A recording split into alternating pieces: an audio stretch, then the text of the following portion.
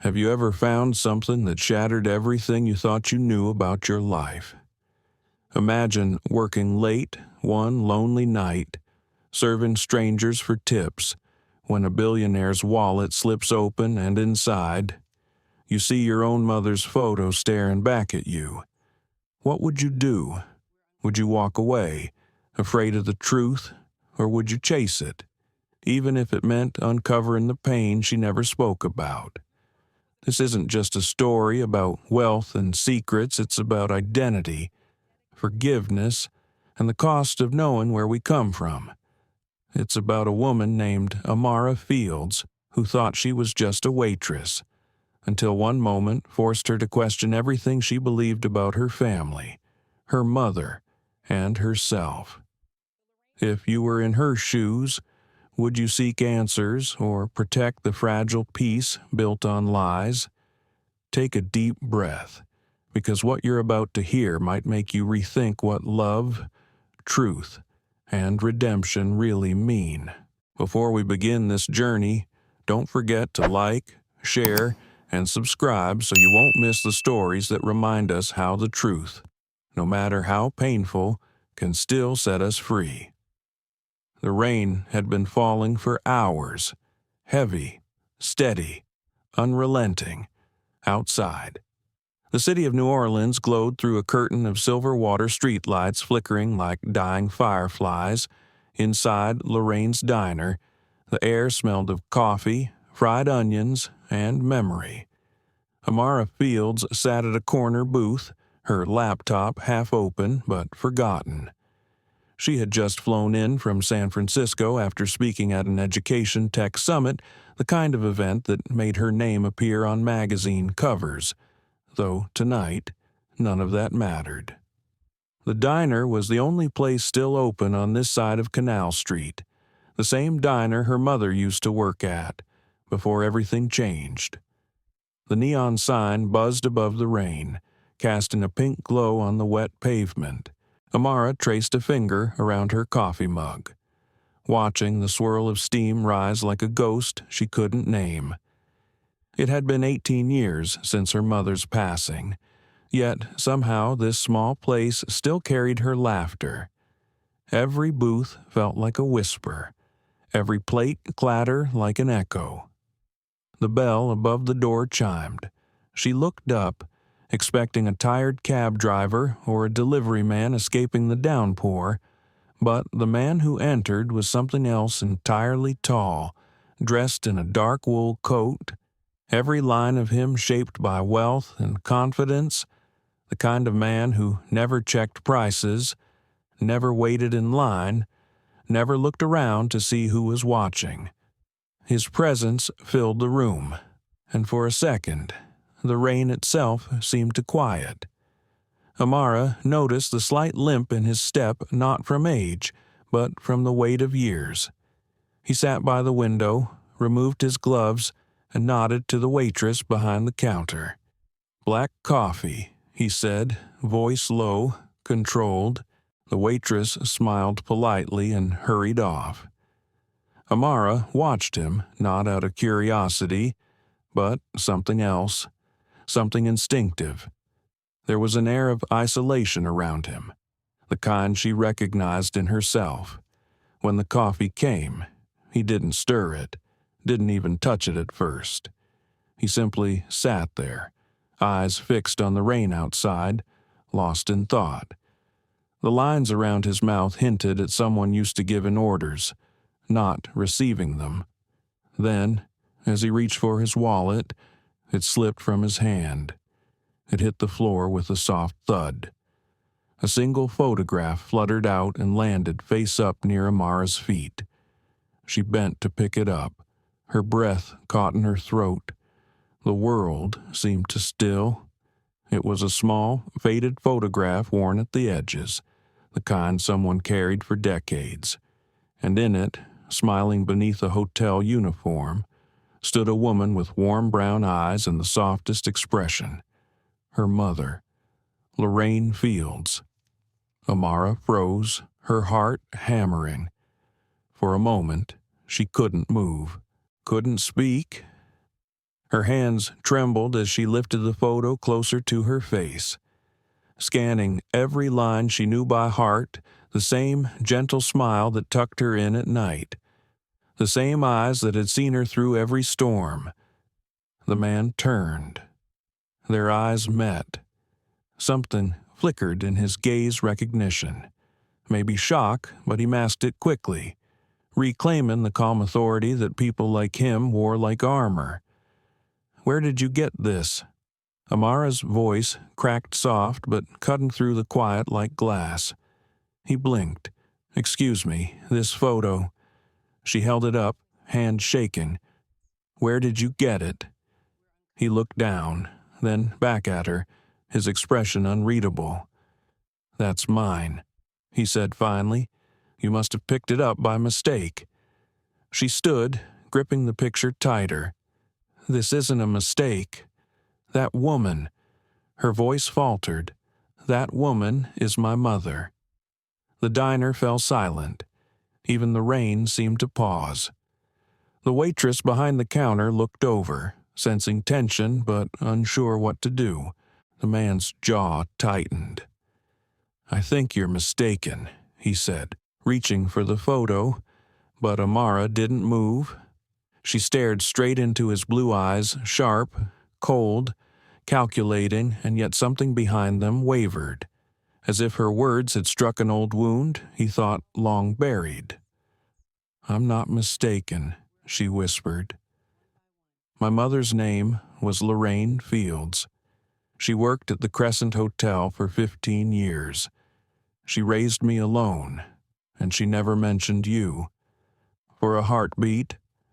The man's expression broke. Then, just as quickly, it vanished. He plucked the photo gently from her fingers, tucking it back into his wallet as though sealing a secret inside.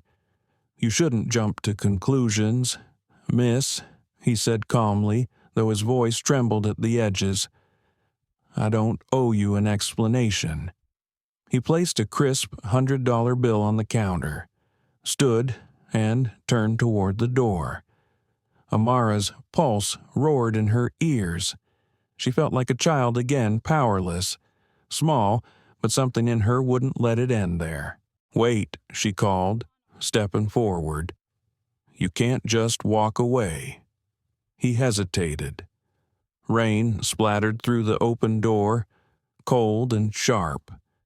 For a moment, she thought he might speak, that he might say something to make sense of the impossible. But instead, he looked at her with distant regret and said, almost gently, "Forget this." Then he stepped outside. The door swung shut behind him, and the sound of the rain swallowed everything. Amara rushed to the window, but his black sedan was already pulling away, taillights fading into the mist. She stood there for a long time, her reflection trembling against the glass, the successful CEO, the poised woman who'd built her own empire from nothing, suddenly a little girl again, clutching questions she couldn't answer. Why did he have her mother's picture? Who was he, and why did his eyes, for a moment, look like they'd known her all her life? Outside, thunder rolled across the sky. Amara gathered her coat, slipped the empty coffee mug aside, and whispered to herself, "I'm going to find out." She stepped into the rain cold, fierce, cleansing the city's heartbeat echoing around her. Somewhere in the distance, the sound of jazz floated through the wet night, melancholy yet alive. And as the diner's neon sign flickered one last time, its reflection caught in the puddle by her feet, the words Lorraine's Diner blurred into light, almost as if her mother was still there, watching, waiting. The flight back to Manhattan felt endless. Amara Fields sat in first class, the soft hum of the engines doing little to quiet her racing thoughts. She stared out the oval window as the clouds swallowed the skyline below, her reflection faint against the glass.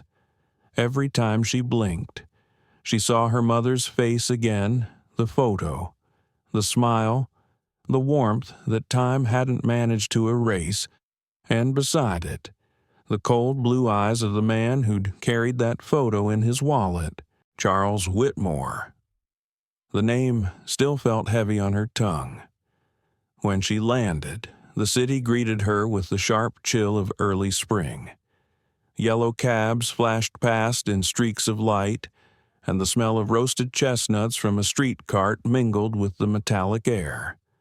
New York had always given her energy, a sense of control, but tonight the city felt too loud, too alive. She wanted silence. At home, the floor-to-ceiling windows framed the glittering skyline towers of power she had learned to climb on her own. Her penthouse, all glass and steel, should have made her feel invincible. Instead, it made her feel exposed. She slipped off her heels and padded barefoot to a small cabinet by the window. Inside it was a wooden box, old, scratched, with her mother's initials burned into the lid. Lorraine F. She hadn't opened it in years. Her hands trembled as she lifted the lid. Inside lay photographs, old letters, and a silver locket she used to play with as a child. The scent of lavender lingered faintly on the paper, like a ghost trapped between folds. One photograph caught her eye. It showed Lorraine in a staff uniform, standing beside a man in a tailored suit, the same suit style from another lifetime. The caption on the back was smudged, but she could still make out a few words. The Crescent, 1991 C. U. Amara sat back slowly. C. W. Charles Whitmore. The room suddenly felt smaller. She read through her mother's handwriting, the loops delicate, the words careful. You are my light, my reason. Never let anyone make you feel less than enough. Amara swallowed hard. All these years, her mother had spoken in fragments about her past, always skipping the years before Amara was born. She had assumed it was too painful, maybe tied to the man who'd left them. Now she wondered if her mother had ever meant to tell her the truth and if she had died before she could. Her laptop chimed. A new email blinked from her assistant, reminding her of a board meeting in the morning. She closed it. Work could wait. She opened a browser window and typed Charles Whitmore biography. The search results exploded with headlines: real estate magnate, philanthropist, chairman of Whitmore Holdings.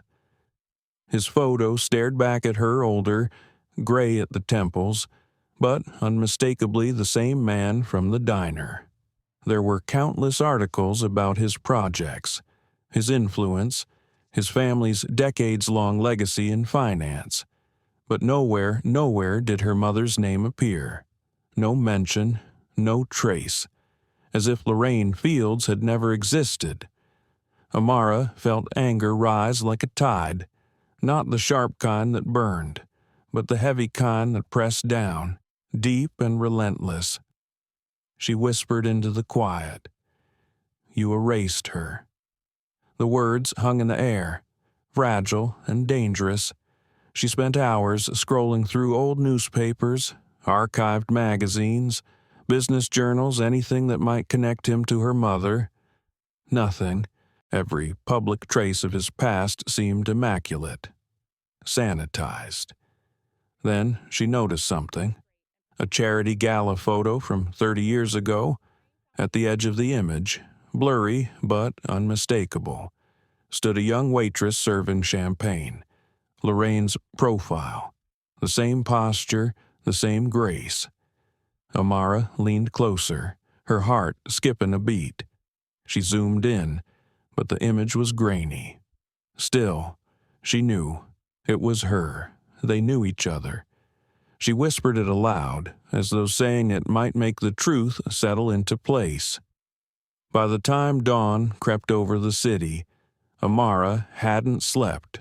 Her desk was covered in notes, printouts, and names circled in red ink. she needed to know more. If Charles Whitmore had been part of her mother's life, what had he done to hide it? Why had he kept that photo all these years? She tried to rationalize it. Maybe he had known her mother briefly, as an employee, as someone he admired from afar, but that didn't explain the inscription, "To Charles with all my heart." That wasn't a signature from a distant acquaintance. That was love. And if there had been love, there had also been a secret. Her phone buzzed. It was Jordan Miles, her communications director and closest confidant. His voice, even through the speaker, carried warmth. "Amara, you sound exhausted. You okay?" She hesitated, staring at the mess of papers. "Not really," she admitted softly. "Want to talk about it?" There was a long pause. "It's about my mother," she said finally. Jordan didn't push. He just listened. That was his way. "Something's not right." Amara continued. "I met someone in New Orleans.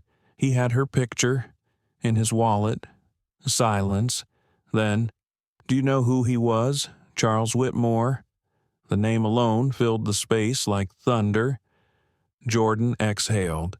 "That's heavy." "What are you going to do? I don't know," she said honestly, "but I can't pretend I didn't see it." She ended the call and stood at the window again. Below, the city buzzed awake. People hurried to work. Taxis honked. The world moved forward, unaware that hers had stopped. She pressed her palm to the glass, her reflection merging with the skyline. Her mother's words echoed again. "Never let anyone make you feel less than enough." Maybe this was what she'd meant to face the truth, no matter how painful. Amara turned back to her desk. On the screen, Charles Whitmore's photo stared back. He looked composed, respected, untouchable. But Amara saw something else now. Behind that confident smile was a shadow. She printed out the image, slipped it into her planner beside her mother's photo, and whispered, "You can't stay hidden forever." Outside, the morning sun rose higher, pouring light through the glass walls, illuminating every corner of her apartment.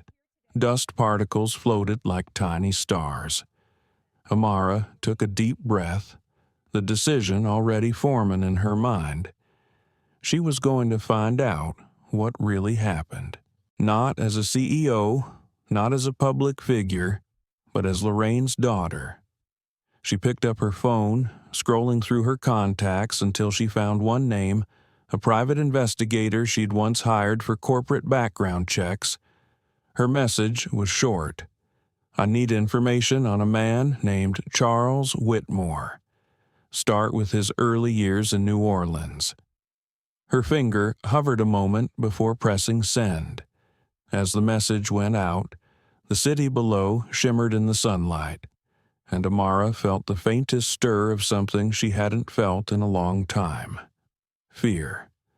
Yes, but also purpose.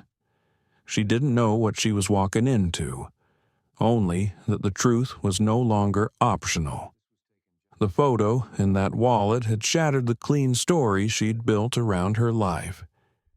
Now every detail, every silence, every unanswered question about her mother felt connected.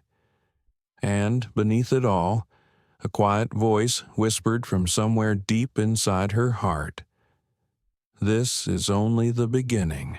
The week passed in a blur of meetings, interviews, and endless calls.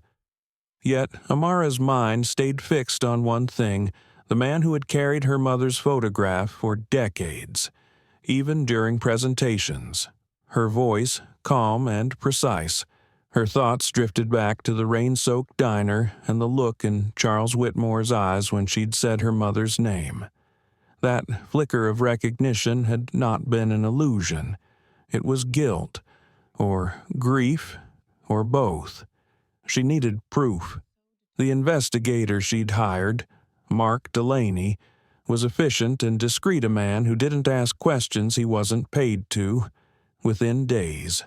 He sent her a thick folder. She opened it that night, sitting at her kitchen table, the city's lights pulsing below like a heartbeat. Inside were clippings, photographs, and reports. Charles Whitmore, born in Savannah, Georgia, heir to a shipping fortune, educated at Princeton, married once, divorced quietly. He had built Whitmore Holdings from a modest firm into a global empire. The media called him the gentleman builder. Every line of his biography gleamed with success. But, tucked inside, near the end of the file, Mark had written a note in red ink, possible connection Crescent Hotel, 1991-1993. Amara's pulse quickened. She flipped through the attached pages. Among them was a faded article from a local paper. Whitmore Group invests in luxury renovation of historic Crescent Hotel, New Orleans. The accompanying photo showed a younger Charles shaking hands with the hotel manager. In the background, staff stood lined up for the occasion. One of them, holding a tray of champagne glasses, was unmistakably Lorraine Fields. Amara touched the image with trembling fingers. Her mother's smile was small but real, a quiet pride in her eyes. She whispered into the stillness, "You were there." She leaned back in her chair, staring at the ceiling. So it was true. Her mother had known him, maybe even loved him, but why had she never spoken his name? The next morning, Amara called Mark. "Can you find anyone who worked at the Crescent Hotel during those years?" she asked. "I'll try," he said. "People move, but there might be a few old staff records still in the archives." "Good. I want names. Anyone who might have known Lorraine Fields." The call ended, but sleep didn't come that night. Her mind replayed her mother's laughter, the way she used to hum while cooking, the way she'd glance at Amara sometimes with an expression that carried both love and sorrow. Was that the look of a woman who'd lost something she could never reclaim 3 days later? Mark sent another message. "Found someone. Name Gloria Henson. Former housekeeping supervisor at the Crescent. Lives in Baton Rouge." Amara didn't hesitate. By dawn, she was already on the road, her car slicing through the highway mist. The landscape unfolded in shades of gold and green, the morning light spilling over the swamps. She played an old jazz station just to fill the silence, but her mind stayed restless. Gloria lived in a modest house near the edge of town, a porch filled with wind chimes and potted ferns. She opened the door with cautious eyes, her gray hair tied neatly under a scarf. "I'm sorry to disturb you," Amara began. "My name is Amara Fields. I'm looking for information about someone who worked with you years ago, Lorraine Fields." At the mention of the name, Gloria's expression softened. "Lorraine," she said slowly. "I remember her, sweet woman. Worked the night shifts mostly, always polite, quiet, but there was a sadness to her. You're her daughter, aren't you?" Amara nodded. "Yes." Gloria motioned her inside. The living room smelled of lemon polish and old wood. "I always wondered what happened to her." The woman continued. "One day she just left. Said she was moving north to start fresh. Didn't even say goodbye to most of us." "Do you remember anyone she spent time with, a guest?" Maybe Gloria hesitated. "There was someone," she said after a pause. "A man who used to stay at the hotel every few weeks. Rich, quiet, always asked for her to handle his suite personally. She tried to keep it professional, but it was clear there was something between them." Amara's breath caught. "Do you remember his name?" Gloria frowned, searching her memory. "Charles." Yes, Mr. Charles Whitmore. Tall, handsome. Always wore those expensive cufflinks. I used to tease Lorraine about him. She'd blush and tell me not to start rumors. The room seemed to tilt slightly. Did she ever talk about what happened between them? Not much, Gloria said softly.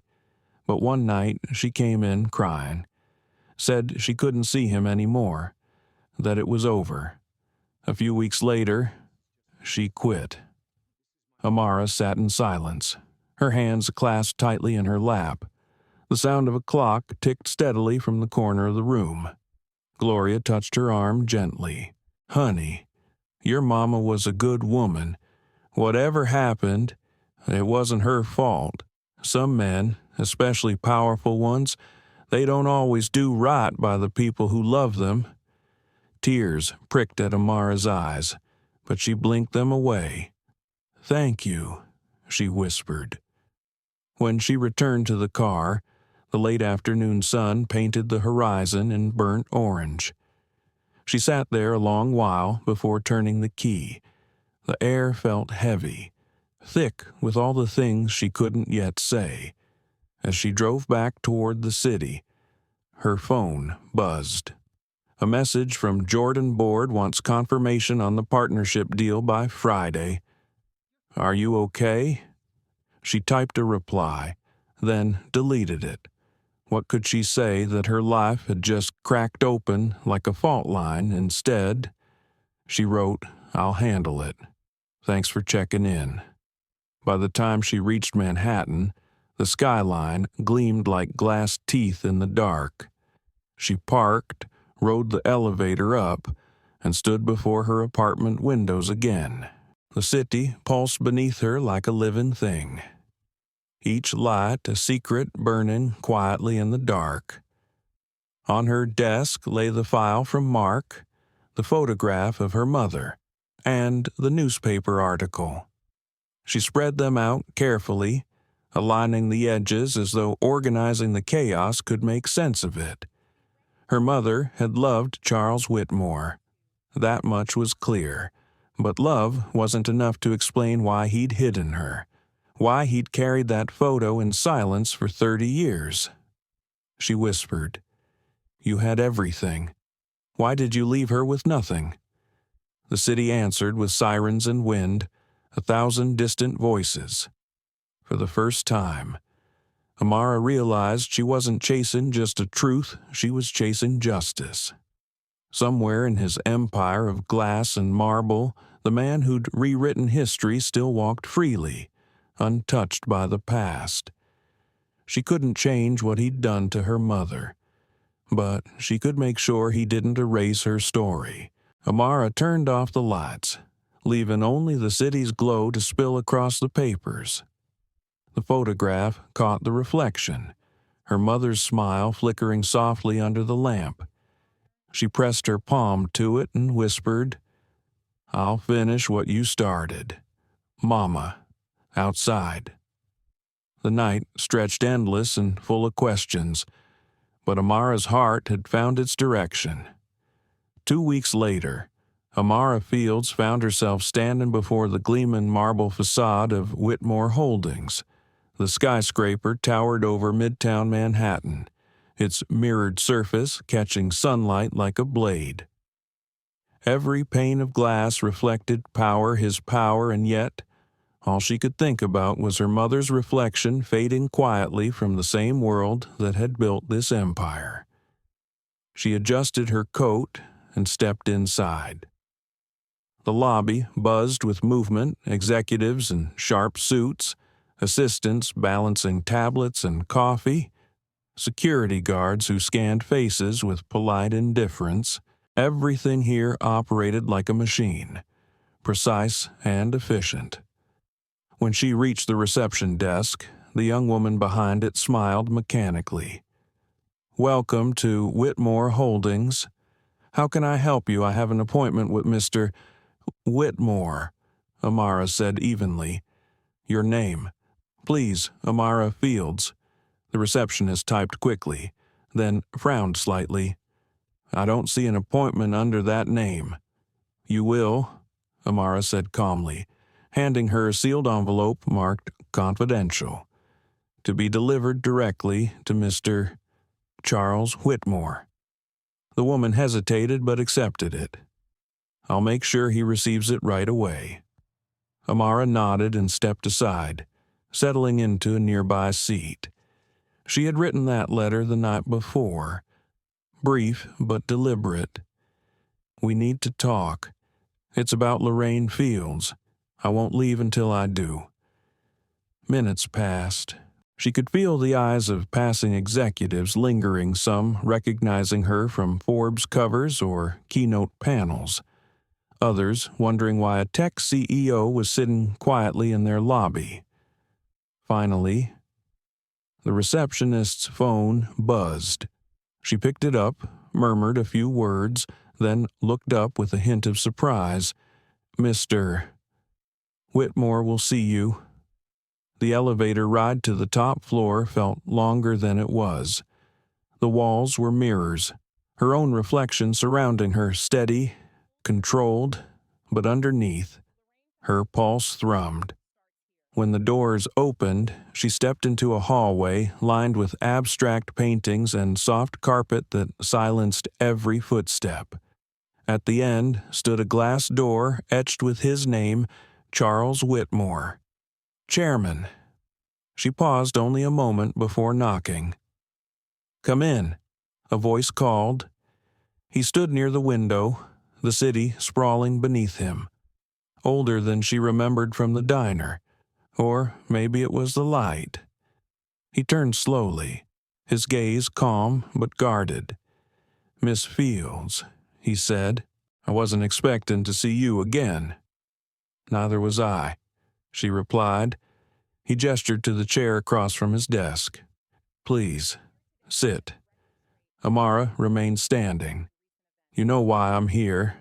I received your letter," he said, "but there's nothing more to discuss." She took a step closer. "You had her picture in your wallet. You carried it for 30 years. That means something." He looked away. "It means I once cared about someone I couldn't keep." "Couldn't," she repeated, her voice rising slightly, or wouldn't his eyes met hers, sharp but weary. "You think I walked away easily, that I didn't fight for her? I think you had choices my mother never did," she said, "and you chose yourself." Silence stretched. The hum of the city outside filled the space between them. Finally, he exhaled. "Lorraine was the best part of my life," he said quietly. "But my family, my father, he threatened to disown me, to strip everything if I stayed with her. Back then, I was too weak to defy him, and when I tried to find her later, she was gone." Amara's throat tightened. "She left because she was pregnant," she said. He froze. The color drained from his face. "What did you say?" "She was carrying your child. She never told you, did she?" He sank into his chair, staring at the desk as if the weight of years had finally caught up with him. "No," he whispered. "I didn't know." Amara felt tears sting her eyes, but she kept her voice steady. "She raised me alone. She worked 2 jobs. She died never speaking your name." Charles pressed a hand to his temple, his composure slipping. "I searched for her," he murmured. "I hired investigators, called old contacts, but she disappeared without a trace. If I had known about you—" "But you didn't," Amara cut in, "because you didn't stay." He looked up at her then, eyes raw. "You're right." For a moment, neither spoke. The city outside seemed to fade, leaving only 2 people suspended in a truth too heavy to carry. After a long pause, he stood and walked to a shelf. From a small box, he retrieved the same photograph. The edges were more frayed now, but the image still glowed with a quiet tenderness. He placed it on the desk between them. "I kept this because she was my reminder of what I lost." He said, every deal, every building, every success, it all came with the shadow of her memory. I didn't know it led to you. Amara's hands trembled as she stared at the picture. Her mother's smile seemed alive again, almost forgiving. You could have looked harder, she whispered. I know. His voice cracked. And I'll live with that. She turned toward the window, her reflection merging with the city below. The glass skyline stretched endless, built on ambition and sacrifice. You built a world that erased her, she said softly, but I'm here to remind you she existed. He studied her, this woman who bore Lorraine's strength and his own defiance. You have her eyes, he said. She gave me everything she had. Amara replied. What will you give? He hesitated, searching her face. Whatever you need, he said at last. Not as an apology, but as something real. Amara looked at him for a long moment, uncertain whether she felt anger, pity, or exhaustion. What I need, she said quietly, is the truth. All of it. He nodded slowly. Then you should know there's more. Things I've kept buried. Not out of malice, but shame. If you're willing to listen, I'll tell you. Her chest tightened. Tomorrow, she said. I need time to breathe. He gave a small, weary smile. I'll be here. As she turned to leave, he said softly, For what it's worth, I'm proud of what you've become. She paused at the door but didn't look back. You don't get to be proud, she said. You didn't raise me. The elevator ride down felt heavier than the one going up. When the doors opened to the lobby, she stepped out into the cool evening air. The sky had turned violet, and the glass towers shimmered against the fading sun. She walked for blocks without realizing where she was going, until she found herself standing at the steps of St. Gabriel's Church, the same one her mother had taken her to as a child. The candles inside flickered softly, the air thick with wax and quiet prayers. Amara knelt, hands clasped, her breath unsteady. "Mama," she whispered, "I found him." The words broke something open inside her.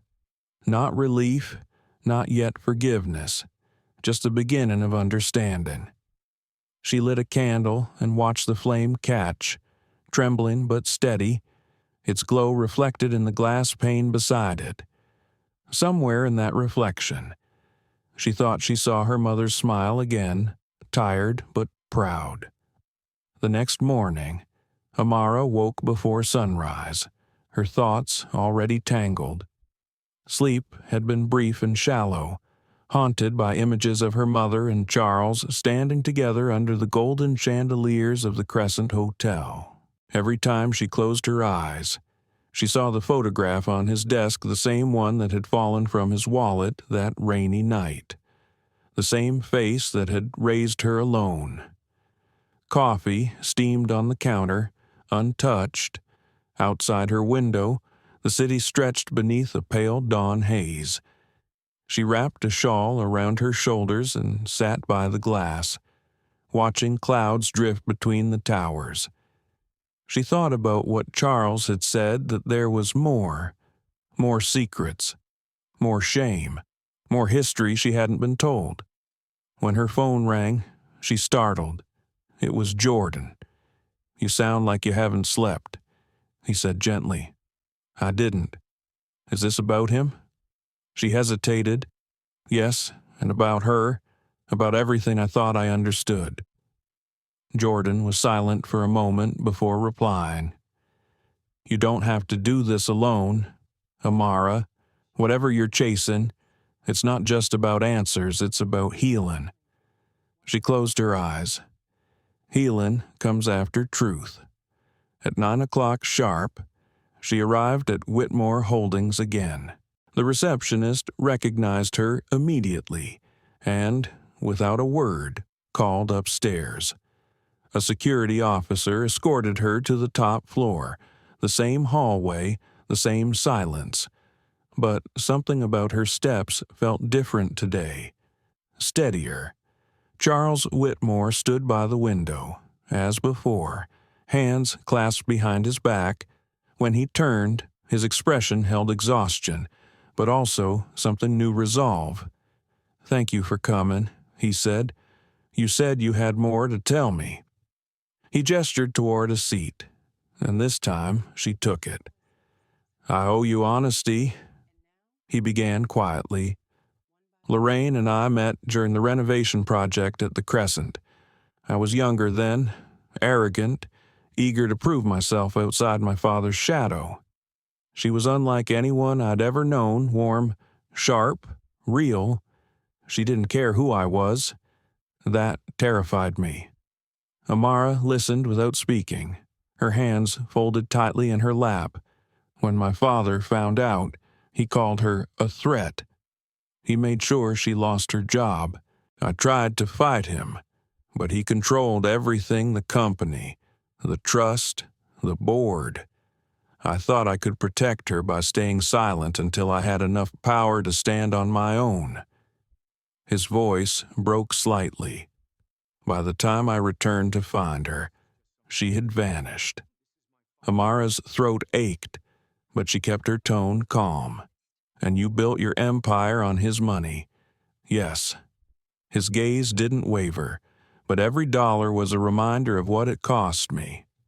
She studied him, searching for cracks in his sincerity. "Why keep her picture all these years?" He exhaled slowly. "Because guilt has a way of clinging to you, and because I couldn't forget the woman who once believed I could be better than I was." They sat in silence, the city's hum filling the space. Finally, Charles opened a drawer and pulled out a folder. "There's something you should see." Inside were faded documents, letters, property deeds, bank records, among them a birth certificate. Amara froze as she read the faint ink, child's name, Amara Lorraine Fields. Mother Lorraine Fields, father confidential. "Confidential," she murmured. "My father made sure of it," Charles said quietly. "He paid off the hospital to remove my name. I found out years later." Amara looked up sharply. "You knew, and you didn't come for me." His voice cracked. "I tried.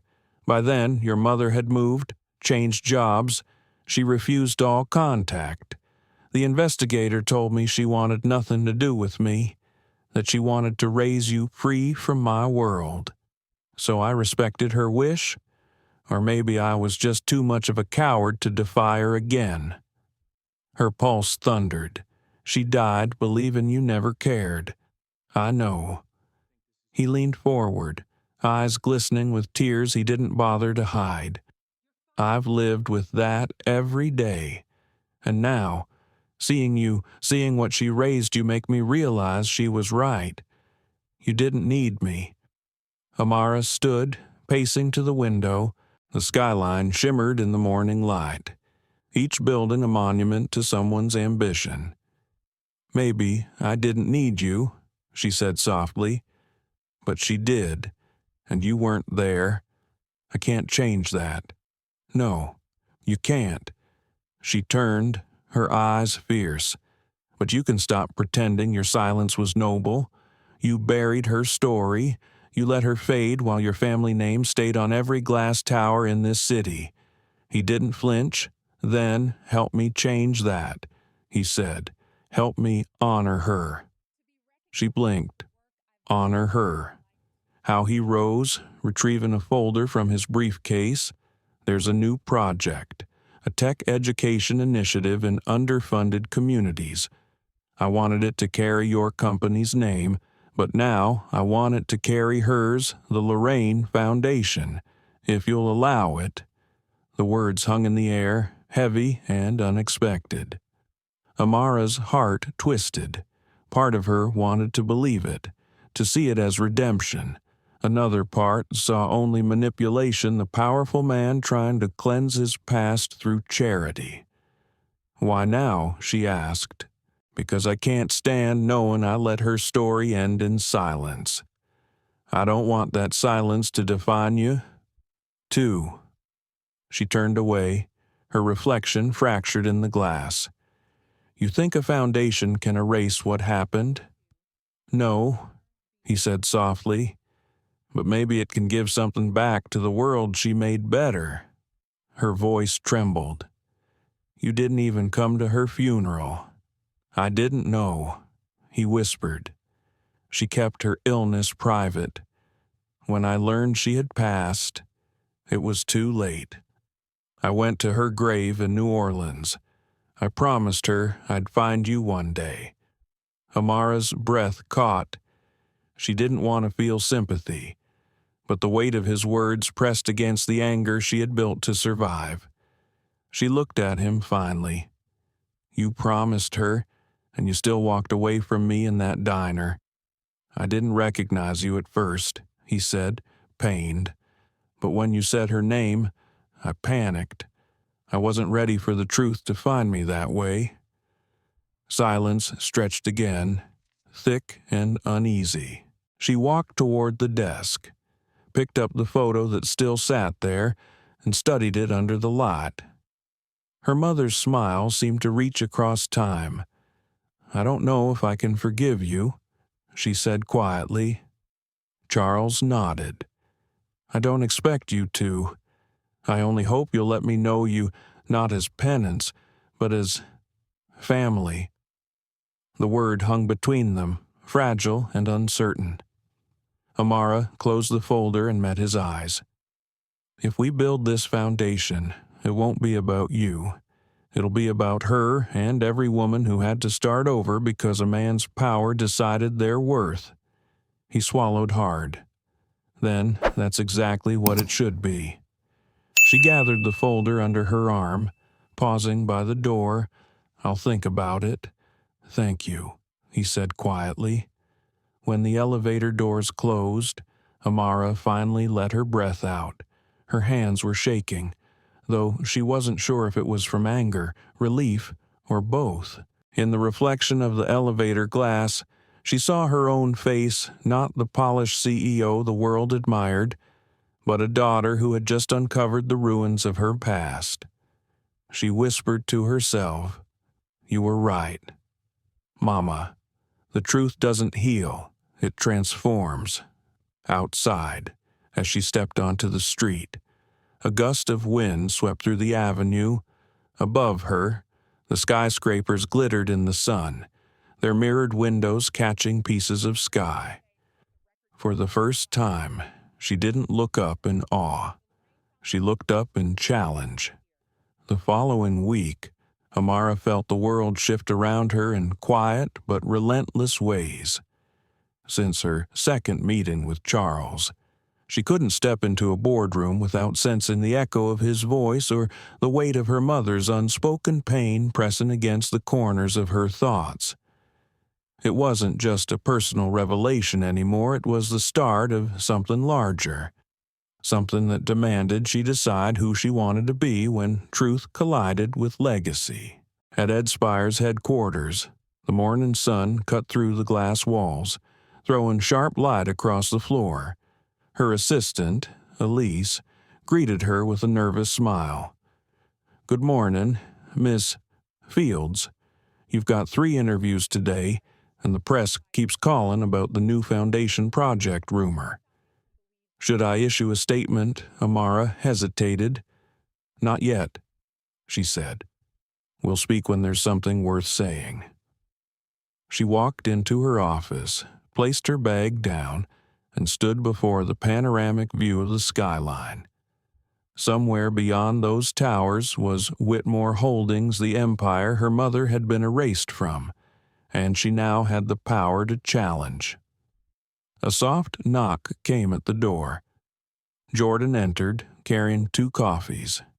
"You look like someone fighting 3 wars at once," he said. More like one war on 3 fronts, Amara replied, managing a faint smile. He set the cup on her desk. Did you meet him again? She nodded. He showed me documents, proof of how his family buried the truth. He says he wants to help me build a foundation in my mother's name. Jordan raised an eyebrow. You believe him? I believe he feels guilty, she said slowly. Whether that guilt can build anything good, I'm not sure yet.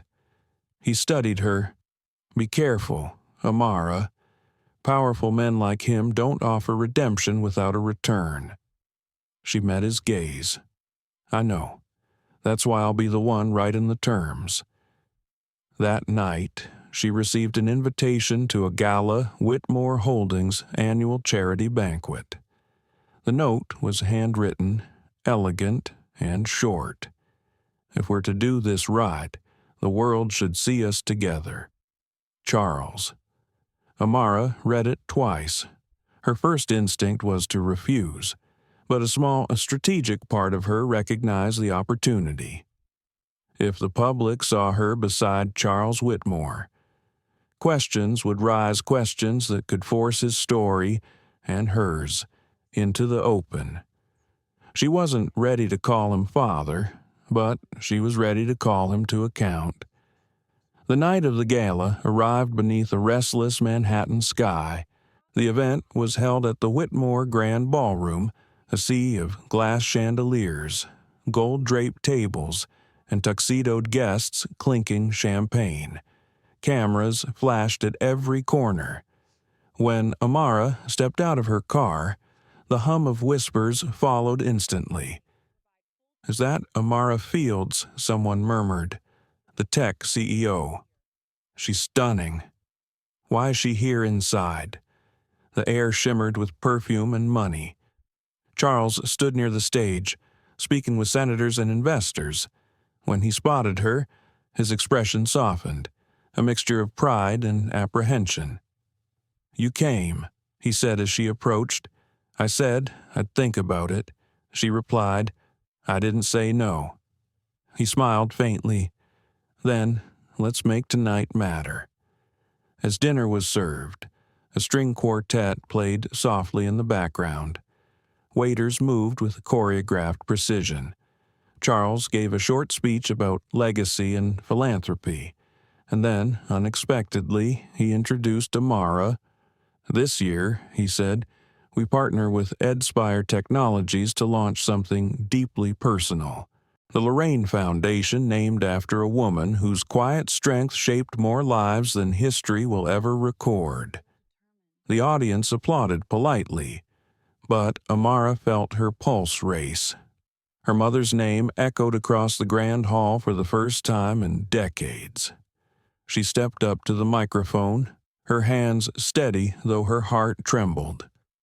When we talk about legacy, she began, her voice calm but resonant, we often think of buildings, profits, and headlines, but real legacy lives in those who survived despite being forgotten. My mother, Lorraine Fields, was one of those people. Tonight isn't about rewriting history, it's about acknowledging the truth. There was a murmur among the crowd. Reporters leaned forward. A few guests exchanged puzzled looks. Charles watched her from the edge of the stage, his expression unreadable. Amara continued, For too long, stories like hers have been buried under glass ceilings and polished family names. The Lorraine Foundation won't just build programs, it will tell the stories of the people who were erased to make those programs possible. The applause came slowly at first, then stronger, more genuine. For a fleeting moment, Amara felt something shift inside her, an ache turning into purpose. After the speech, as guests mingled and cameras flashed, Charles approached quietly. You spoke beautifully, he said. She deserved to be seen. Amara replied. He nodded. She is now. Before she could respond, a voice cut through the hum of conversation. Mr. Whitmore, May I have a word?" It was Victoria Hale, a well-known financial journalist. Tall, sharp-eyed, the kind of woman who could smell a scandal before it had a name. "I couldn't help noticing the emotional tone of tonight's event," Victoria said smoothly. "The Lorraine Foundation was that inspired by someone special." Charles hesitated, but Amara stepped in. "By my mother," she said. "She worked for Mr. Whitmore's company many years ago." Victoria's pen froze mid-air. "Your mother worked for Whitmore Holdings." "Yes, and her story deserves to be told." The journalist's gaze sharpened. "That's fascinating. Perhaps we could schedule an interview." Amara smiled politely. "Perhaps." When Victoria walked away, Charles exhaled. "You know what that means," he said. "She's going to start digging." "Good," Amara said. "Let the world dig.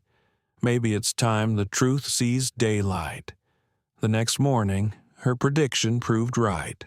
News outlets were already buzzing. Who was Lorraine Fields? The hidden story behind the new foundation. The coverage grew by the hour: photos, interviews, speculation. At Edspire, Jordan entered her office holding a tablet. "You've gone viral," he said, half amused, half anxious. "People are obsessed.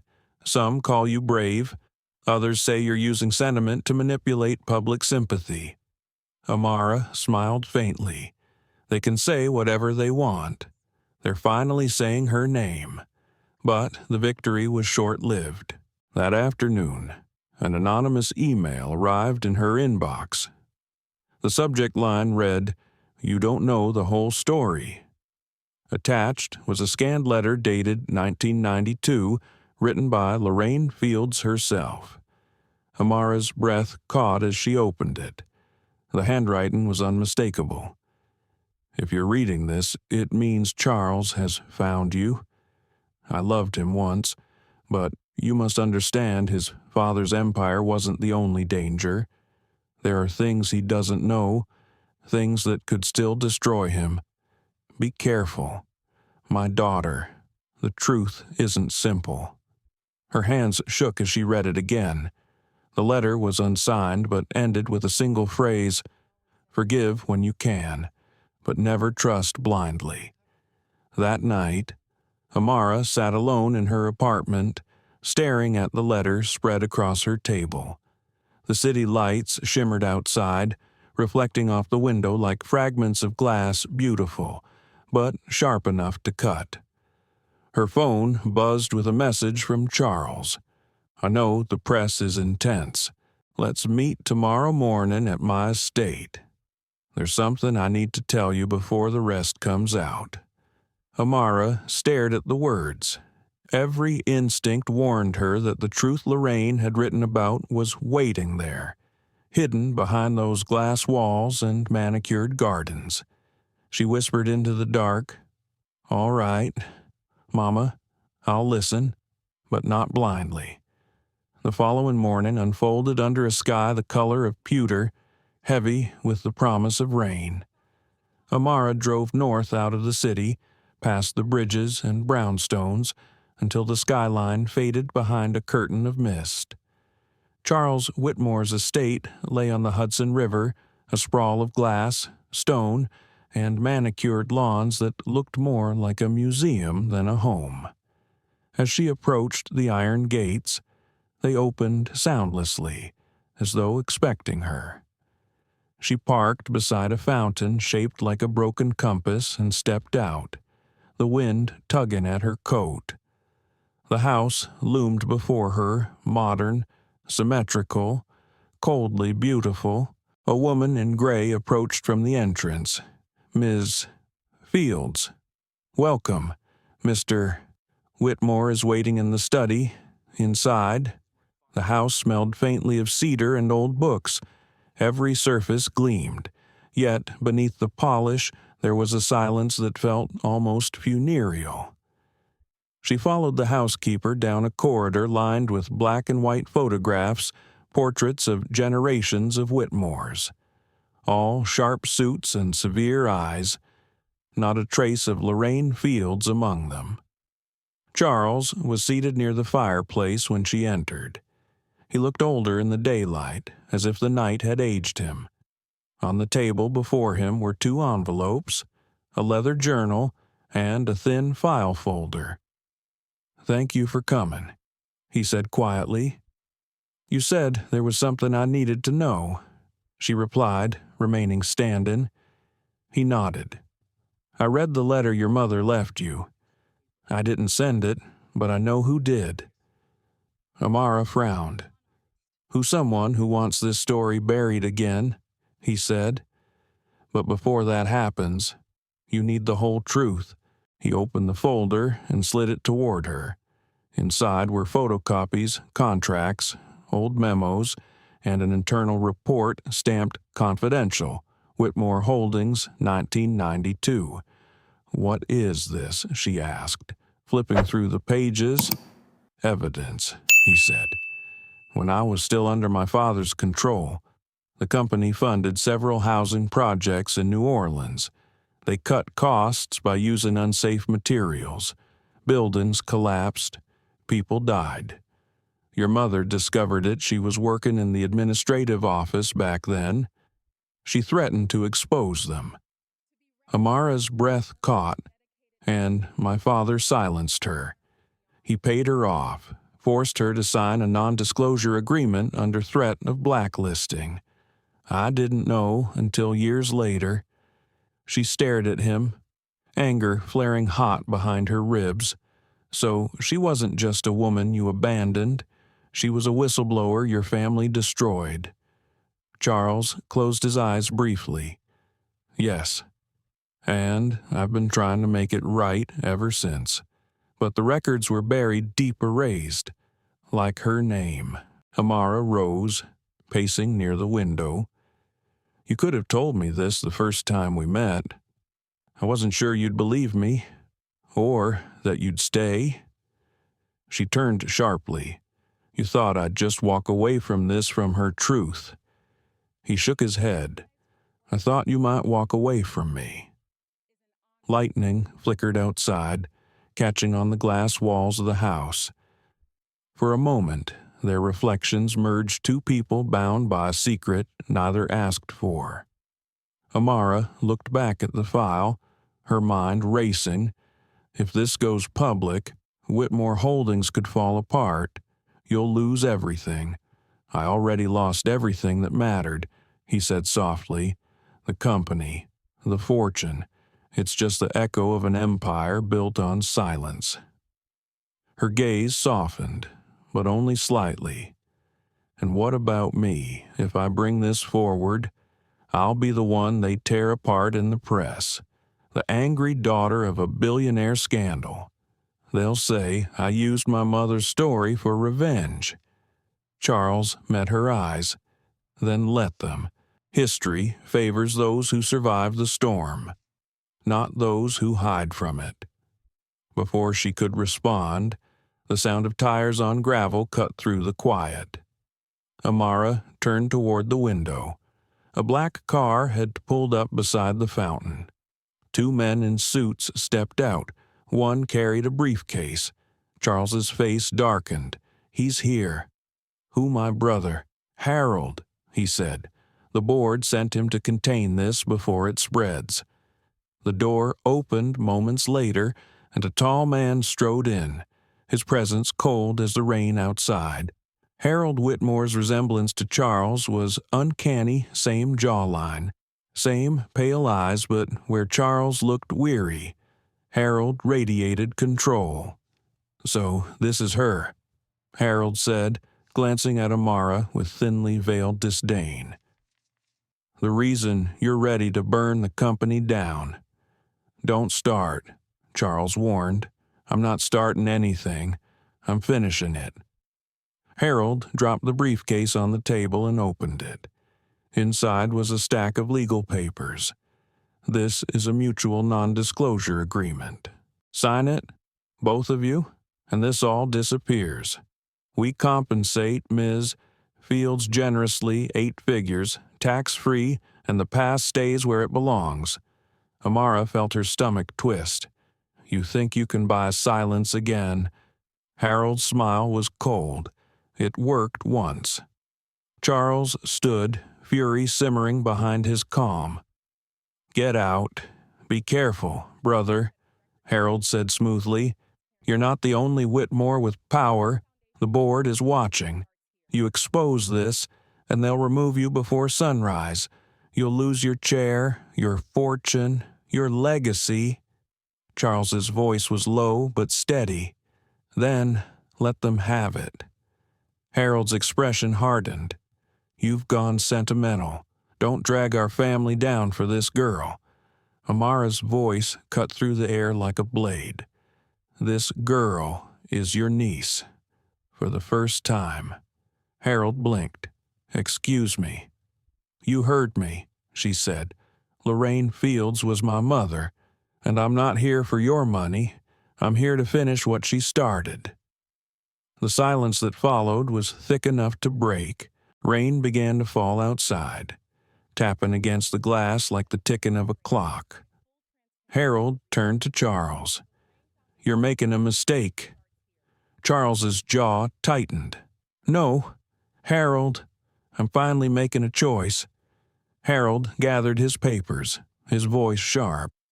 Then enjoy your downfall. You always wanted to be the hero. He turned to leave, but paused at the door. If this gets out, it won't just be your company.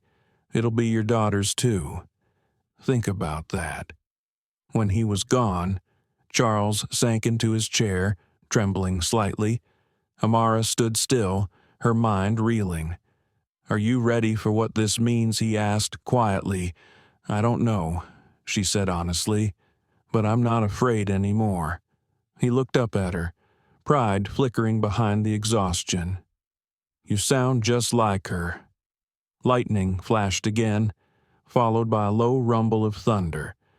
The rain grew heavier, streaking down the glass walls until the world outside blurred. Amara picked up the file from the table. I'll take this, she said. If anything happens, I know. Charles said, I'll protect you. She met his eyes. You couldn't protect her. Don't make promises you can't keep. His shoulders slumped, but he didn't argue. Then promise me this. Whatever you do next, do it for the truth, not for revenge. Amara hesitated, then nodded. For the truth. As she stepped outside, rain soaked her instantly, cold and cleansing. She clutched the folder under her coat, feeling its weight against her chest. The storm raged around her, but her stride didn't falter. Back in her car, she opened her phone and called Jordan. I need you to set up a private press briefing for next week, she said. About the foundation, he asked. No, she said, her voice steady. About the truth behind Whitmore Holdings. Lightning flashed again, illuminating her face in the windshield strong, calm, resolute. The daughter of the woman who had once dared to speak out, and the man who was finally willing to listen. The road ahead shimmered in rain, endless and uncertain. But for the first time, Amara knew exactly where she was going. The rain hadn't stopped for 3 days. It drummed against Amara's windows like a relentless warning, each drop reminding her that every truth comes with a cost. The folder she had taken from Charles lay on her dining table, its corners curling from the damp air. Inside were documents that could destroy Whitmore Holdings and possibly the man who had finally tried to make things right. She hadn't spoken to him since the confrontation with Harold. Instead, she spent those sleepless nights poring through the evidence, reading her mother's name in old typewritten memos, seeing her handwriting on reports that had been redacted into silence. It wasn't just corruption, it was erasure. When morning came, she called Jordan. We're moving forward, she said, with the press briefing, yes. But it won't just be a briefing. It'll be a public statement with documents, proof, everything. There was a long pause on the other end. Amara, if you do this, Whitmore Holdings will come after you, and maybe Charles, too. Her voice was steady. Then let them. The only way to honor my mother is to do what she couldn't finish. Jordan sighed quietly. Then I'll make sure you're ready. By afternoon. Her office buzzed with discreet preparation. Legal advisors whispered behind closed doors. Her PR team drafted statements, and Jordan coordinated security for the press event. But even as the plan came together, Amara couldn't shake a strange unease, a feeling that something unseen was moving faster than her. That night, as she left the building, a black car idled near the curb. Its tinted window rolled down slightly. Inside sat Victoria Hale, the journalist who had cornered her at the gala. Ms. Fields, she called softly. A word Amara hesitated, then stepped closer. Victoria leaned forward. You're about to light a fire that'll burn higher than you think. I've seen stories like this. People get crushed between truth and power. I'm not afraid, Amara replied. Victoria smiled faintly. Good, because I've got something you'll want to see. She handed over a flash drive. It's a recording Harold Whitmore's meeting with investors last night. He's already positioning you as the aggressor, claiming you're using falsified data to smear the company for leverage. Amara clenched her jaw. He's creating a narrative before I can speak? Exactly, Victoria said, and he's convincing people. If you want the truth to land, you'll need more than documents, you'll need a story people can feel. Amara studied the journalist's face. Why are you helping me? Because your mother helped me once, Victoria said quietly. She covered my rent when I was a student, interning at the Crescent. She said, don't let the powerful scare you out of telling the truth. I owe her. Amara's chest tightened. Thank you. Victoria's eyes softened. Just promise me don't underestimate the Whitmores. They built their fortune by controlling narratives. The car pulled away, leaving Amara alone beneath the streetlight, rain still whispering against the pavement. She clutched the flash drive, aware that every move she made now would decide not only her future, but her mother's memory. The next morning, the storm reached its peak. News broke that Whitmore Holdings' shares had dropped 7% overnight after rumors of an internal dispute. Analysts speculated, and reporters camped outside the company's headquarters. The tension was electric, and the world was watching. At 9, Amara received a call from Charles. His voice was hoarse. I heard you're going public. Yes. You don't understand what Harold is capable of. He said, he's already threatened the board. He's trying to frame you for corporate espionage. I can handle him. No, you can't, Charles said sharply. He's dangerous. The moment you go live, he'll use the company's lawyers to destroy you. Let me handle this from inside. Inside is where the rot started, she replied. You can't fight corruption from the room it built. Silence followed, broken only by the sound of his unsteady breathing. Then promise me one thing if it gets bad. Walk away. You've already proven her right. Amara's throat tightened. You want me to walk away again, just like you did. He whispered. I want you to live. The line went dead. That evening, Amara stood behind the stage curtain of the press hall at Ed Spire's downtown headquarters. Dozens of reporters waited beyond the lights. Jordan stood beside her, clipboard in hand. It's time, he said. Amara adjusted her blazer, feeling the weight of her mother's locket resting against her heart. She took a deep breath. Let's do this. The crowd hushed as she stepped to the podium. Cameras flashed. The microphone buzzed. Good evening, she began, her voice calm but resolute. I stand before you not just as a CEO, but as a daughter. My mother, Lorraine Fields, worked for Whitmore Holdings in the early 1990s. She was part of a project that cost lives, and she tried to expose the truth. For that, she was silenced. The murmurs grew louder. Reporters scribbled furiously. Amara continued. The evidence I'm about to share includes documents, internal memos, and financial records proving that Whitmore Holdings concealed structural violations and paid hush money to avoid lawsuits. Those responsible profited while families suffered. My mother carried that secret until her death. I will not. She clicked a remote, and images appeared on the screen behind her: faded contracts, inspection photos, and signatures that tied the scandal to the Whitmore family. This is not revenge, she said, her tone steady. It's accountability. The Lorraine Foundation will be built not on donations, but on restitution from those who profited off silence. For a moment, the room was completely still.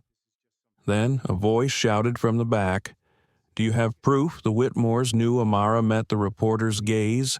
"Yes." Signed by Harold Whitmore himself. Gasps rippled through the crowd. Cameras clicked wildly. Suddenly, the screen behind her flickered and then changed. A new image appeared, a confidential video feed from inside Whitmore Holdings' boardroom. Harold's voice echoed through the hall. "She's bluffing. We've got the documents locked. If Charles doesn't fall in line, we'll say she hacked them." The press loves a scandal, especially when a woman leads it. The room erupted. Reporters shouted questions. Jordan stared in shock. Amara turned toward the sound booth, realizing what had happened. At the back of the hall, Victoria Hale stood beside a technician, nodding slightly. Amara faced the crowd again, her voice unwavering. "You just heard the truth in their own words. Now, it's up to all of you to decide what happens next." The applause was thunderous. But outside the glare of cameras, consequences were already forming. Within hours, Whitmore Holdings' stock plunged 20%. The board called for an emergency meeting.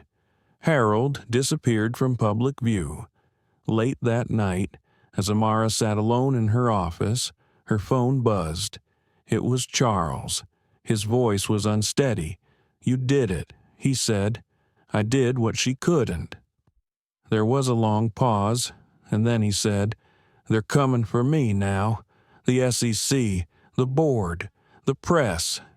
But it's all right. It's time the truth cost something." Tears filled her eyes.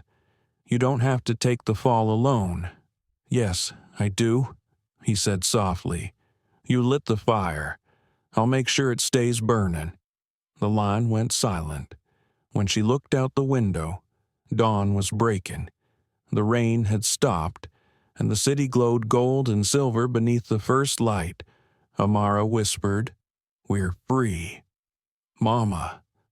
Her reflection stared back strong, steady, alive. The woman her mother had raised, and the woman she had become. The city woke to chaos. News networks broadcast the scandal on repeat.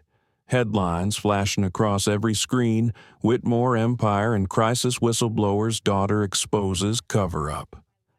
Talk shows debated whether Amara was a hero or a manipulator. Protesters gathered outside Whitmore Holdings' skyscraper with signs that read, "Justice for Lorraine Fields." The name once buried in silence was now etched into every headline. Amara barely had time to breathe.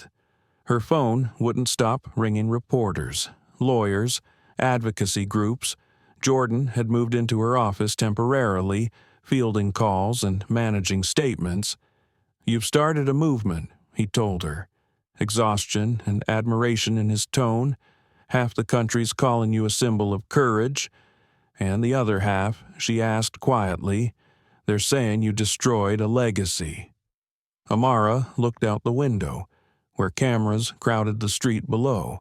Then, maybe it was a legacy that needed destroying, but beneath the triumph, unease coiled in her chest. She hadn't heard from Charles in 2 days. The last time they spoke, he'd promised to keep the fire burning. Now, silence stretched like a shadow. She turned to Jordan. "Find out where he is." Jordan hesitated. "I already did. He checked out of his Manhattan apartment. His security team says he's at the estate. Alone." Amara's heart sank. Alone. His brother's been suspended, the board's collapsing, and the SEC's freezing their assets. He's losing everything. Maybe he wants space. "No," Amara said firmly. "He's not the kind of man who runs from storms anymore. Something's wrong."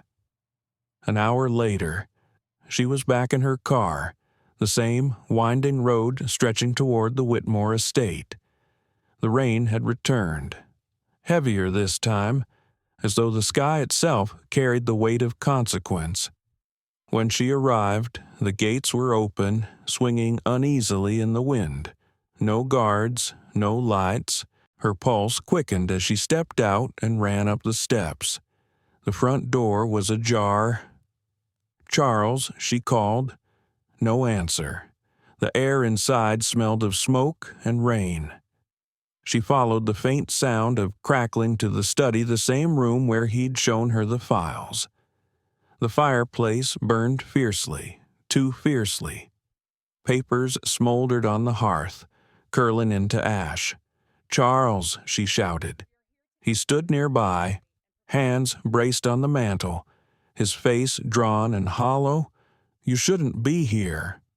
"What are you doing?" she demanded. "You're destroying evidence that's already public." He interrupted. His voice was low, hoarse. "There's nothing left to burn but ghosts." Amara's eyes fell to a letter on the desk, sealed with a single line in his handwriting. "For Amara." She felt the world tilt. "What is this?" "Goodbye," he said softly. "Don't you dare," she whispered. "Don't you dare talk like that." He turned toward her, eyes filled with exhaustion and something deeper peace. "You gave her justice. You gave me peace.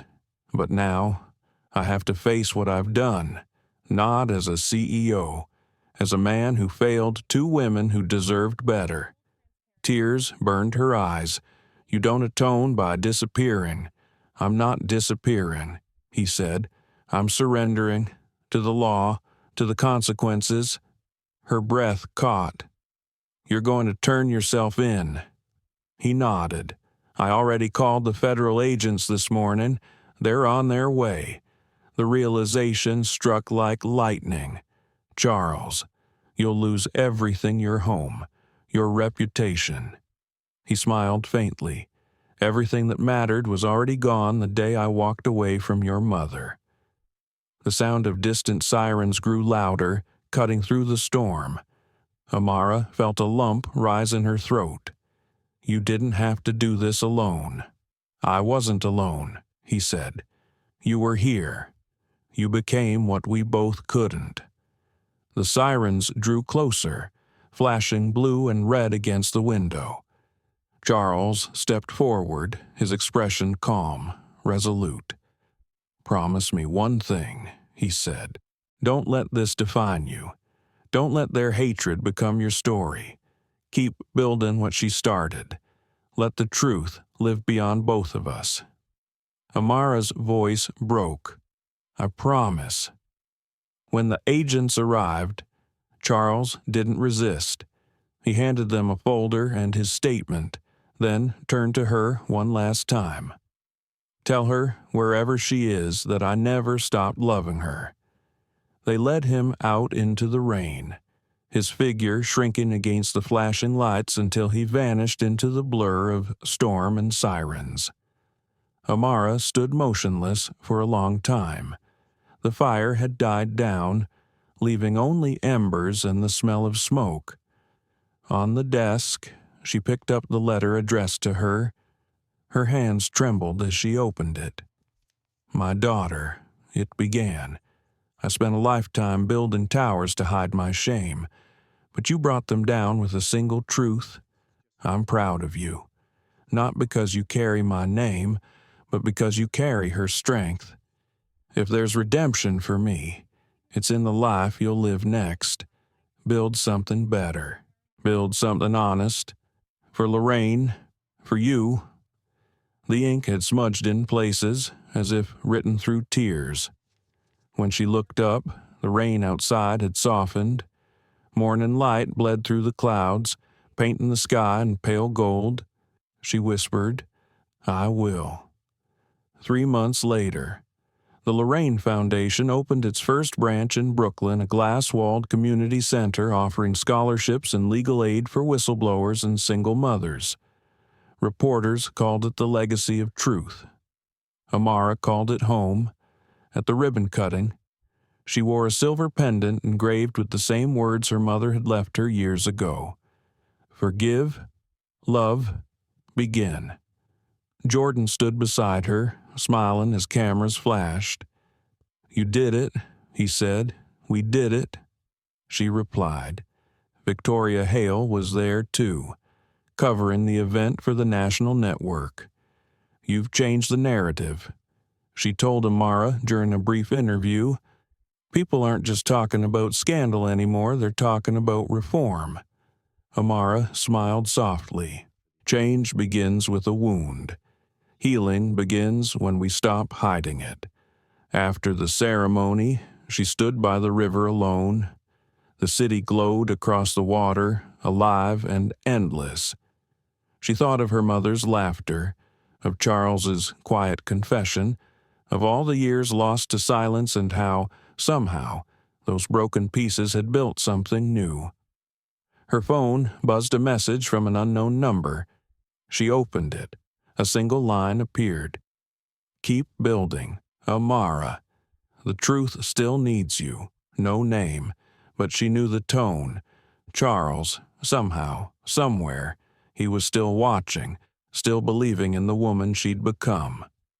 She smiled faintly, slipping the phone into her coat pocket. The wind lifted her hair, carrying the scent of rain and possibility. For the first time in her life, she felt not burdened by legacy, but free within it. As she walked away from the river, the camera crews packed up, the banners came down, and the night began to hum with the quiet rhythm of renewal. Somewhere above, the sky cleared completely, revealing a sliver of moonlight reflected on the water, soft, forgiven, eternal. And, though no one could hear her, she whispered one last time into the wind, "Thank you, Mama, for giving me the courage to begin again." Spring arrived quietly that year. The city had begun to thaw, sunlight returning to the edges of buildings where shadows once clung. The scandal had faded from front-page headlines, replaced by new controversies, new distractions, but its legacy still rippled beneath the surface. Whitmore Holdings was under reconstruction financially, legally, morally. The Lorraine Foundation had become a symbol of integrity, a place where truth was no longer punished but protected. And at the center of it all stood Amara Fields, a woman transformed by the storm she survived. On a crisp March morning, she sat in her office at Ed Spire, surrounded by stacks of grant proposals and community reports. The hum of the city below seemed softer these days, less like noise and more like a reminder that life continued. Elise entered quietly, holding a folder. "These are the scholarship applications for next quarter," she said. Amara smiled. Taking it? Thank you. Elise, how's the Foundation's outreach team doing in Louisiana? Better than expected, Elise replied. A few families from the old housing projects reached out. They remembered your mother. They said they finally feel seen. Amara's hand stilled for a moment. Then she nodded. That's the whole point. When Elise left, Amara leaned back in her chair, gazing at the framed photo on her desk.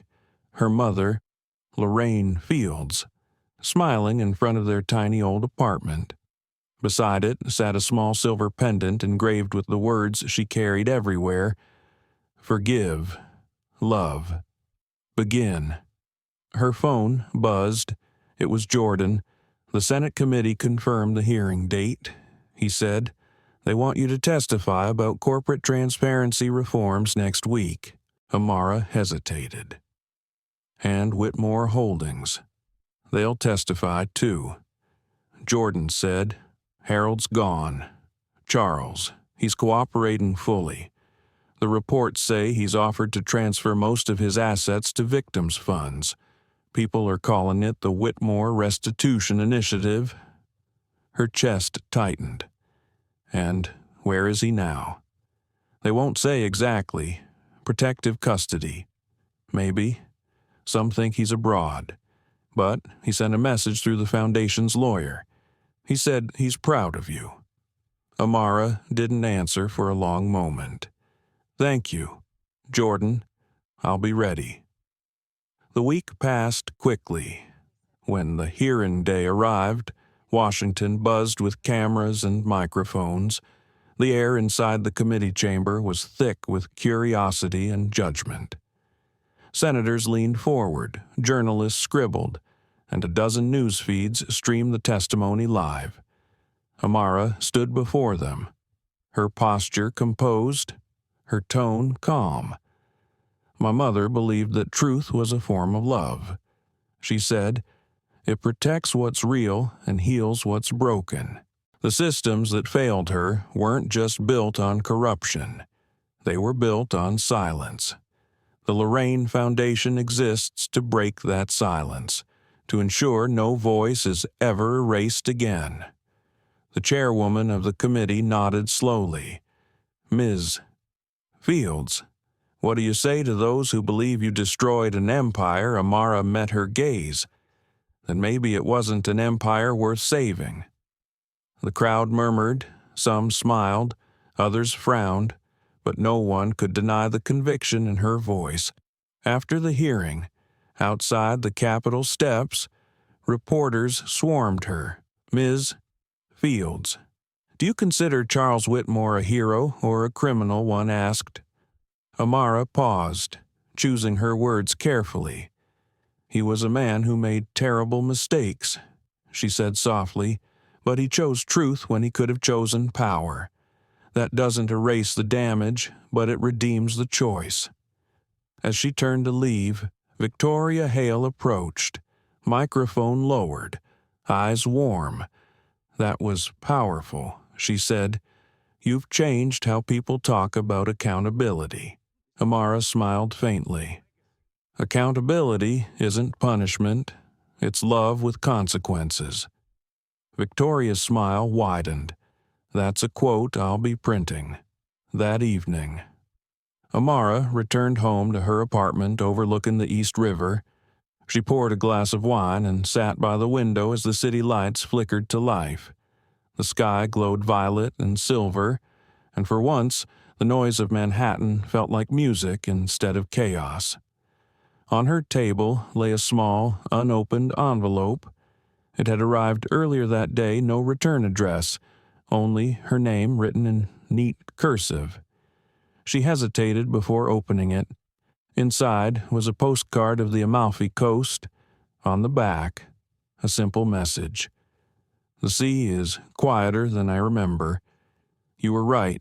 The truth set us both free. Her hand trembled slightly as she set it down. For a long time, she stared out at the horizon, imagining him there older, humbler, but at peace. She whispered into the stillness, "Goodbye, Charles." Weeks passed. The foundation expanded across multiple states, funding programs for education, whistleblower protection, and ethical tech innovation. Amara spent her days traveling between cities, speaking at universities and policy forums. People called her the voice of Lorraine's legacy, though she preferred to think of herself as its caretaker. One evening, after a long day of meetings, she visited the Foundation's first center in Brooklyn. The walls were covered with community murals painted by local youth, vivid blues and yellows, portraits of women with open hands and fierce eyes. In the middle of the lobby stood a bronze sculpture of her mother, unveiled during the opening months ago. Beneath it, engraved in stone, were Lorraine's final words, "Truth is the love that refuses to be silent." An elderly woman approached her quietly, holding a child's hand. "Ms. Fields," she said, "I used to work with your mama at the housing office. She was a good woman. She saved me once, told me to stand tall even when the world bends you low.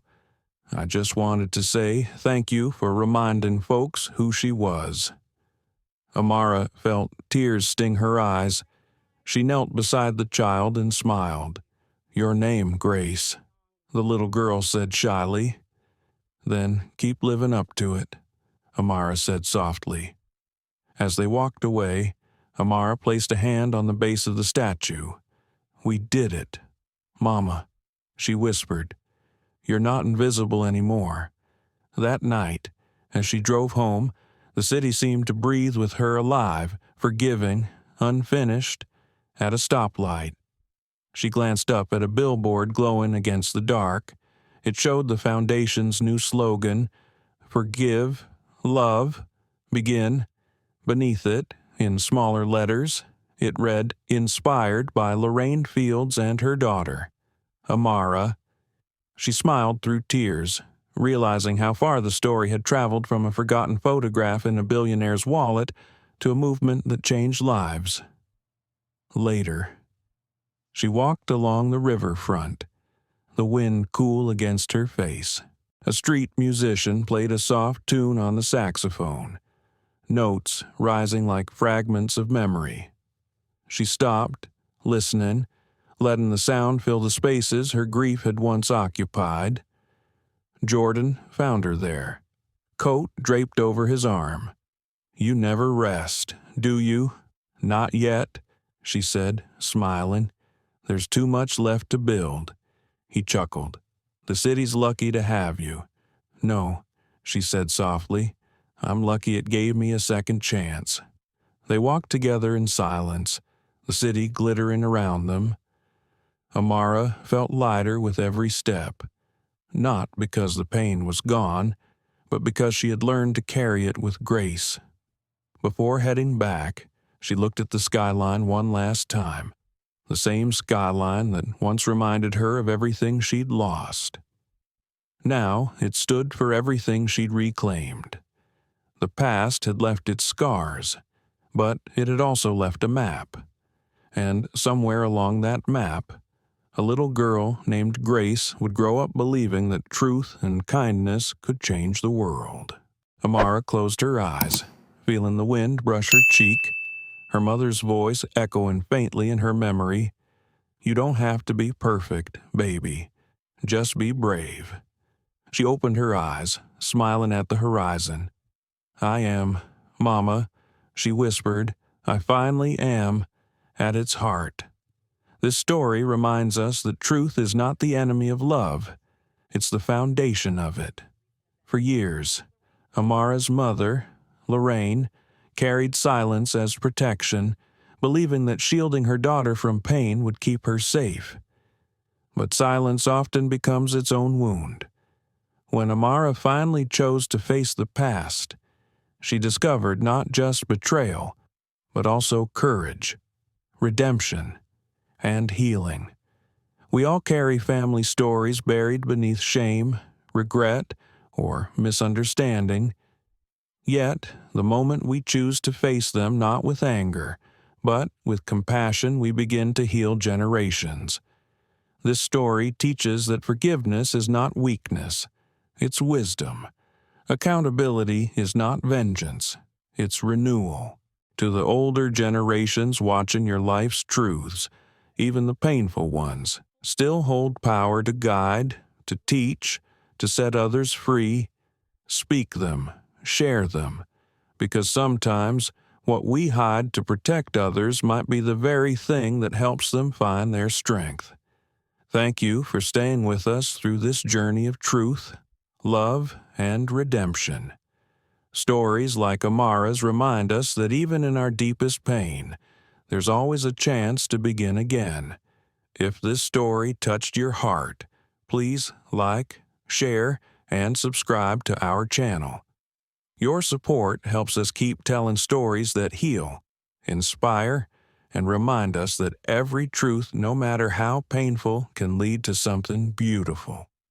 Now, take a deep breath, and remember, forgiveness doesn't erase the past, it transforms it. See you in the next story.